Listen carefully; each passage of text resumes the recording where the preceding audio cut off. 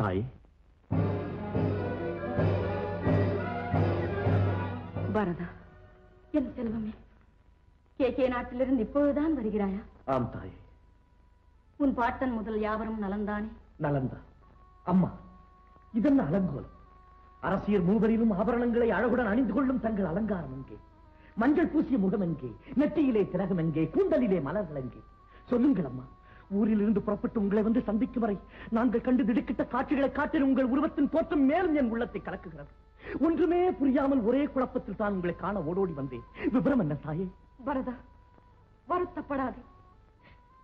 சொன்னால் நம்ப முடியாத அளவுக்கு சில சம்பவங்கள் நடந்து விட்டன. என்னம்மா நடந்தது? சொல்லுங்கள். உன் தந்தையார் தான் அப்பா என்னை இந்த நிலையை காடாக்கி விட்டார். புரியும்படி சொல்லுங்கள் அம்மா. நம் எல்லோரையும் சங்கடத்தில் ஆழ்த்திவிட்டு உன் பிதா சாந்தியை தேடிக்கொண்டார் அப்பா. என்னம்மா சொல்லுகிறீர்கள்? சக்கரவர்த்தியா சாவை நாடிவிட்டார். அப்பா, அப்பா, உண்மைக்கு உயிர் கொடுத்து நன்மையை கடைபிடித்து உத்தமரிலும் உத்தமர் என்று பெயர் படைத்த தந்தையே, மக்களிலே எங்கள் மூவரையும் மறந்து மனைவிமாரை துறந்து அயோத்தி மக்கள் அனைவரையுமே பிரிந்து போனாலும் அருமை புதல்வர் ராமண்ணாவை விட்டு பிரிந்து போகவும் உங்கள் ஆவிக்கு துணிவு வந்து விட்டதா? அப்பா, இறந்து கிடக்கும் உங்கள் சடலத்திற்கு கூட எவரேனும் உயிர் கொடுத்தால் எழுந்து உட்காரும் போது ராமா என்ற இனிய சொல்லோடுதானே மீண்டும் உங்களுக்கு உயிர் வரும். அத்தனை அன்பு வைத்திருந்த அண்ணனை பிரிந்து மண்ணிலே புதைந்து போக உங்களுக்கு எப்படி அப்பா மனம் வந்தது? எந்தையே, 4 வேதம், 6 சாஸ்திரம், 64 கலைகள், மறுவியாஜானம் அனைத்தையுமே கற்றுணர்ந்த தாங்கள் இறந்து போகாமல் இருப்பதற்கு எதையுமே கற்றுக்கொள்ளவில்லையா அப்பா? எதையுமே கற்றுக்கொள்ளவில்லையா? பரதா, பிறப்பவர்கள் எல்லாம் முடிவில் இறப்பவர்கள். இதற்கு உன் தந்தை மட்டும் விதிவிலக்கா? மகனே, நடந்ததை மற வருந்தாதே. தாயே, தந்தையார் இறந்த செய்தி கேட்டு மனம் புண்பட்டதை விட மகனே நடந்ததை மற வருந்தாதே என்று தாங்கள் சொல்வதுதான். வணங்கி ஆசையை பெறவிருக்கும் புதுமண தம்பதிகளை பார்த்து பெரியவர்கள் வாழாதீர்கள், செத்து விடுங்கள் என்று ஆசை கூறுவது போல் இருக்கிறது. தாயே, தயரத சக்கரவர்த்தி இறந்து விட்டார் என்றதும் தரையிலே முளைத்த புல் பூண்டு கூட வாயிட்டு அழ முடியவில்லையே என்று வாடி கிடக்கிறது. அம்மா, சொல்லாதீர்கள், இனியொரு முறை அப்படி சொல்லாதீர்கள். தந்தையாரை பிரிந்து தவிக்கும் என் இதயத்திற்கு தமையனை பார்த்தால் தான் சாந்தி ஏற்படும். ராமண்ணாவை பார்த்து விட்டு வருகிறேன்.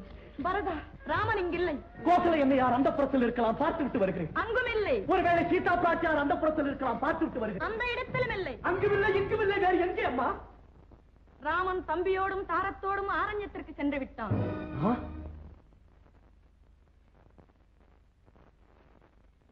அண்ணன் காட்டுக்கு சென்று விட்டாரா?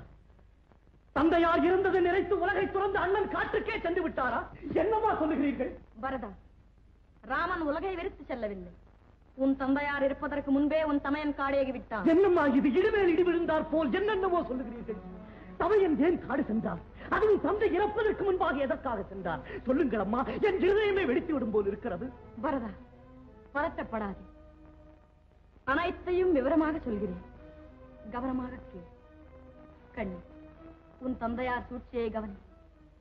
நீ இங்கில்லாது உன் பாட்டன் வீட்டில் இருக்கும் நேரம் பார்த்து என்னிடம் கூட ஒரு வார்த்தை சொல்லாமல் ராமனுக்கு மகுடம் சூட்ட நிச்சயித்து விட்டார். இந்த சரித்திரத்தை புரிந்து கொண்ட நான் சக்கரவர்த்தியாரிடம் சம்பிராசூர யுத்த காலத்தில் எனக்கு கொடுத்த 2 வரங்களையும் கேட்டேன். எப்படி என்றால், ஒரு வரத்தால் நீ அரசாளவும், மற்றொரு வரத்தால் ராமன் 14 வருடம் ஆரண்யம் போகவும் கேட்டேன்.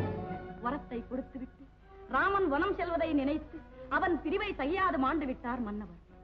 இதுதான் நடந்த விவரம். கண்ணே, போனது போகட்டும். பூமி பாரத்தை நீ ஏற்று மன்னனாக மணிமுடி தரிப்பதை காண என் கண்கள் துடிக்கிறது. புறப்படு, குருசுவாமியிடம் சென்று. கொத்தவன் உயிருக்கு உணவைத்த கொடும்பாவி நீதானா?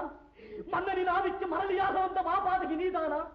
அன்பு தாய் கைகேயி என்று உன்னை வாயாரா வாரணாவு புகழ்ந்த அண்ணன் ராமனை ஆரண்யத்திற்கு அனுப்பிய அக்கிரமக்காரி நீதானா? அடி பாதகி, கணவரை கொன்ற காதகி, முதல்வரை காட்டுக்கு அனுப்பிய மோசக்காரி, பாவமறியாத பரவரை பழிக்காடாக்கிய பழிகாரி, சூரிய வம்சத்தையே சூன்யமாக்கிவிட்ட சூழ்ச்சிக்காரி. அரசரின் ஆவியை பறிப்பதற்கென்றே அவரின் அழகான பெண்ணுரு கொண்டு வந்தாயா? மனைவியர் மூவரிலும் மனது நிறைய பாசத்தை உண்டால் வைத்திருந்த மன்னரை மரணத்தில் ஆற்றுவதற்கு உனக்கு எப்படி எளிய மனம் துணிந்தது? அது இறக்கப்பட்டவளே. என்ன பேசுகிறாய்? பேசாதே. உன்னை அங்கங்கமாக வெட்டி அழுவிடுவாக சிதைத்து அறையின் மிருகங்களுக்கு இரையாக போட்டால் இவன் ஆத்திரம் தீராது. ஆனால் அன்னையை கொண்ட அக்கிரமக்காரா, என் முகத்தில் விழிக்காதே. நீ எனக்கு தம்பி அல்ல என்று என் அண்ணன் ராமன் கோபப்படுவாரே என்பதற்காக உன்னை உயிரோடு விடுகிறேன். அவர் முகத்துக்காக உன் முகத்தை பாழ்படுத்தாமல் விடுகிறேன். சொல், யார் செய்த சதி இது? யார் சொன்ன யோசனை இது? சொல்லடி, சொல். ஏன் அவரும் சாதிக்கிறார்? எல்லாம் உன் நன்மைக்காகத்தான் செய்தேன். நன்மை செய்தேன் என்று நஞ்சு கலந்து விட்டாயே நாசக்காரி. உன் பாழும் சதி திட்டத்திலே பரதனும் பங்கு கொண்டு விட்டார் என்று பார்ப்போர்கள் என்னை பழித்து கூறும் நிலைக்கு ஆளாக்கி விட்டாய். தன்மை கெட்ட தம்பி தகாத காரியங்களை தன் தாயிடம் செய்ய தூண்டிவிட்டு தன் பாட்டன் வீட்டிலே போய் பதுங்கி விட்டாரோ என்று என்னை தப்பாக நினைத்து சமயன் வனம் சென்றாரோ. இனி பரதன் முகத்திலே விழிக்கவே கூடாது என்று முதல்வன் முடிவு கட்டி விட்டாரோ. ஐயோ, இனி அவர் முகத்திலே நான் எப்படி விழிப்பேன்? அண்ணன் இருக்க தம்பி அரசாழ்வதா? அவளோடு உன் சதி திட்டத்திற்கு பரதனும் உடன்படுவான் என்று நினைத்துக் கொண்டிருந்த குற்றவாளியே, இனி 1000 ஜென்மங்கள் எடுத்தாலும் பரதன் பகுத்தறிவுக்கு புறம்பாக நடக்கவே மாட்டான். அடி பாவி, அயோத்தியின் சரித்திரத்தையே மாசுபடுத்தி விட்டாயே. அப்பப்பா, ஓவியனின் எழுத்திற்கும் கவிஞரின் கற்பனைக்கும் எட்டாத பயங்கர உருவம் நீ. இனி உன் முகத்திலே விழித்தாலும் உன்னை பார்த்தாலும் உன் முன்னே நின்றாலும் பரதனின் பண்புக்கே மாசு ஏற்பட்டுவிடும். இரு, அன்னை கோசலாதேவியை பார்த்துவிட்டு ராமன் நாவை இங்கு அழைத்து வந்த பிறகு உனக்கு ஒரு முடிவு கட்டுகிறேன். என் செல்வமே, கூப்பிடாதே என்னை. உன்னுடைய பாவகாரியத்தை நினைத்து அழுது அழுது சிறிதாக விழிவிட்டுக் கொண்டு. மகனே. இல்லை இல்லை, நான் உனக்கு மகனும் இல்லை, நீ எனக்கு தாயும் இல்லை.